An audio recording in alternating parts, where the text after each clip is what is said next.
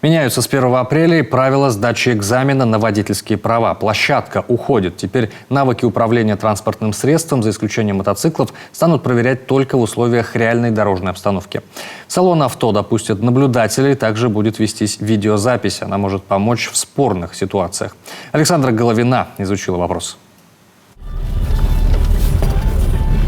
Змейка, эстакада, параллельная парковка, эти и другие элементы будущие водители раньше выполняли здесь, на автодроме. По новым правилам им нужно будет сдать только теорию и город. Правда, пока от экзамена на площадке планируют не отказываться.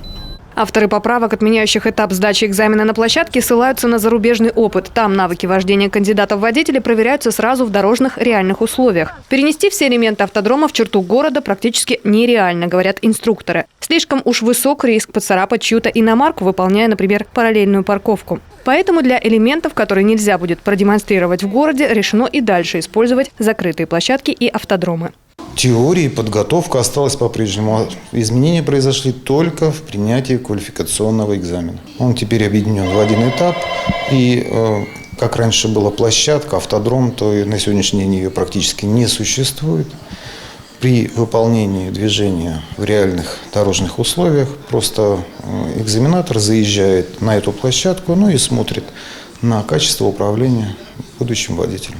Новое правило позволит дать объективную оценку готовности учеников. Коснется оно будущих водителей легковых и грузовых авто. Для мототранспортных средств процедура сдачи на водительские права останется прежней. Важное изменение касается маршрутов, по которым проходит практическая часть экзамена в городе.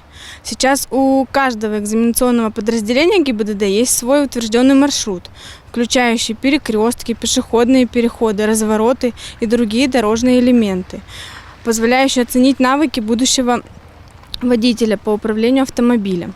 Теперь же будет утвержден лишь перечень улиц и проспектов, на которые допускается проведение экзамена.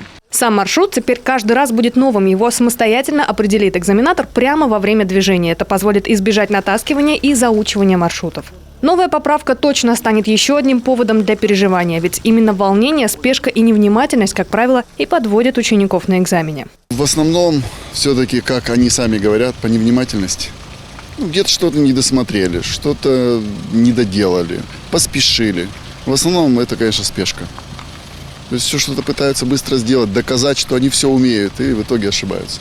То есть нужно более взвешенно, что ли, как-то подходить к сдаче к экзамену, чтобы было, как-то спокойней, что ли. То есть вот как они будут водить потом, так и сдавать. Еще одно нововведение, и оно может смутить некоторую часть экзаменуемых. Инспектор ГИБДД теперь будет сидеть от ученика по правую руку. Раньше это место было за инструктором. Аудио и видеозапись всего процесса обязательно. Александра Головина, Дмитрий Булаев, телеканал Юрган, Сыктывкар.